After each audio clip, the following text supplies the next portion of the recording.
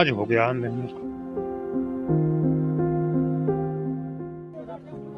कुछ तस्वीरें शब्दों की मोहताज नहीं होती, वो बस कलेजा चीर देती हैं। उत्तर प्रदेश के हापुड़ का भटेल गांव आज सिसक रहा है।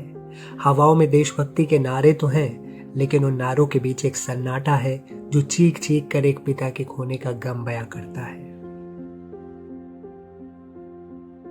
जम्मू कश्मीर के डोडा में कर्तव्य की वेदी पर प्राण न्यौछावर करने वाले वीर सपूत रिंकल बालियान पंच तत्व में विलीन हो गए, लेकिन पीछे छोड़ गए वो मंजर जिसे देखकर पत्थर दिल भी मोह हो जाए। कल्पना कीजिए उस 1 साल के मासूम बेटे राघव की, जिसे अभी ये भी नहीं पता कि ये शहादत क्या होती है, जिसे ये भी नहीं मालूम कि तिरंगे में लिपटा उनका पिता अब कभी भी उन्हें अपनी गोद में नहीं उठाएगा। जब उस नन्हे से हाथ ने कांपते हुए अपने पिता के पार्थिव शरीर को मुखाग्नि दी तो वहां मौजूद हर शख्स की रूह कांप गई। वो मासूम जो शायद कल तक अपने पिता की उंगली पकड़कर चलना सीख रहा था, आज उसी पिता को अंतिम विदाई दे रहा था। शमशान घाट पर मौजूद हजारों लोगों की आंखें नम थीं और आसमान भी जैसे इस दुख में शरीक था। इस भावुक कर देने वाले पल में सिर्फ परिवार ही नहीं बल्कि जिले के प्रशासनिक अधिकारी भी अपने आंसू नहीं रोक पाए। जिलाधिकारी अभिषेक पांडे, जो व्यवस्था संभालने और नियम कायदों के लिए जाने जाते हैं, उस नन्हे बच्चे को पिता को मुखाग्नि देते देख फूट फूट कर रो पड़े। एक डीएम का इस कदर भावुक होना ये बताता है कि वर्दी और ओहदे के पीछे भी एक संवेदनशील इंसान होता है। जब उन्होंने शहीद के बलिदान और उस मासूम की बेबसी को देखा तो उनकी आंखों से छलकते आंसू गवाह बन गए कि देश ने आज सिर्फ एक जवान नहीं बल्कि एक परिवार का सहारा खोया है। रिंकल बालियान साल 2016 में सेना में भर्ती हुए थे। पूरा जोश था। एक फौजी का सपना होता है देश की रक्षा करना, और उन्होंने अपना वादा निभाया भी। साल 2019 में उनका विवाह हुआ। खुशियां अभी शुरू ही हुई थी कि डोडा के उस दर्दनाक हादसे ने सब कुछ छीन लिया। घर में 3 साल की एक बेटी और 1 साल का बेटा है, जिन्हें अब उम्र भर सिर्फ अपने पिता की बहादुरी के किस्से सुनाए जाएंगे। आज पूरा हापुड़, पूरा उत्तर प्रदेश और पूरा देश रिंकल बालियान की शहादत को नमन कर रहा है। हम भले ही उन्हें वापस नहीं ला सकते, लेकिन उस मासूम राघव की आंखों में जो सूनापन है, उसका कर्ज ये देश कभी नहीं उतार पाएगा।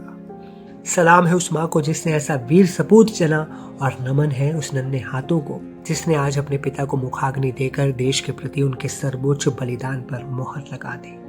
जय हिंद। हापुड़ से मोहम्मद अदनान, एनडीटीवी इंडिया।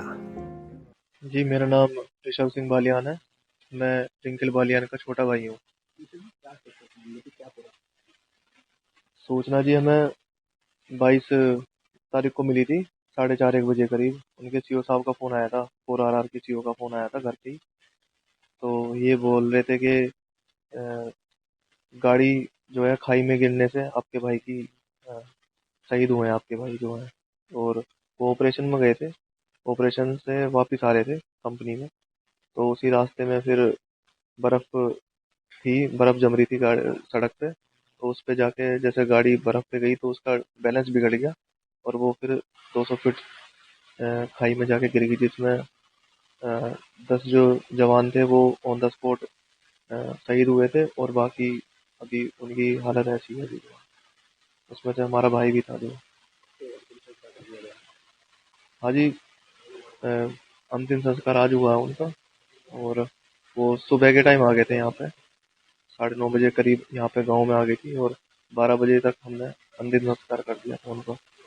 जो अंतिम संस्कार की प्रक्रिया थी, कितने कितने बच्चे हैं उनके, कितने मुहावरे दी थी?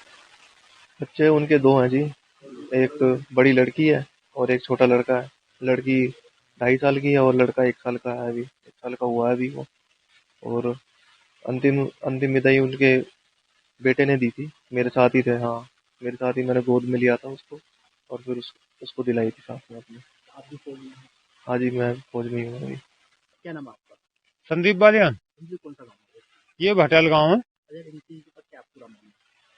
पूरा मामला ये परिवार ही पूरा आर्मी में है, और ये चाचा ताऊ के सबके गिन के 7 भाई हैं। 7 में से 6 आर्मी में है, और ये जो बच्चा शहीद हुआ है, और ये इसके पिताजी भी आर्मी में ही थे। ये दो भाई हैं, ये दोनों भाई आर्मी में हैं, आर्मड कोर में हैं। इनके ताऊ जी के लड़के भी 2 हैं, वो भी आर्मड कोर में हैं। इसके दूसरे ताऊ जी के लड़के एक यूपी पुलिस में हैं, एक सीआरपी में है। रिंकल जी की सूचना मिली थी कि जी कोई हादसा हो गया डोडा जिले में, और वहां ट्रक पलट गया आर्मी का, उसमें जो है ये शहीद हो गया। कोई आरआर है यूनिट, उनके सीओ साहब का फोन आया था रिंकल की मम्मी का 5 बजे, पौने 5 बजे करीब में, 4:30 भी हो सकता है। जब ये सूचना मिली तो यहाँ क्षेत्र में एकदम धूप की लहर दौड़ गई, और कल किसी कारण से मौसम खराब की वजह से डेड बॉडी नहीं आई।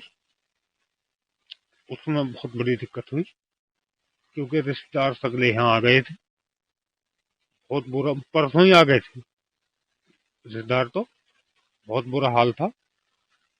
लेकिन जैसे तैसे करके मामला संभाला, आज अंतिम संस्कार हो गया। आज हो गया अंतिम। तो इस गांव में कितने ऐसे लोग हैं जो एक मामले को फंस गए हैं? करीब करीब इस गांव में 7 बिरादर हैं। 7 बिरादर में आर्मी में होंगे कम से कम हमारे 50-60 लोग, और यूपी पुलिस में भी हैं, दिल्ली पुलिस में भी हैं, और बीएसएफ में भी हैं। यहाँ एक एकदम ये गांव जो है ऐसा मानो कि जैसे फौज के लिए तैयार करा गया है।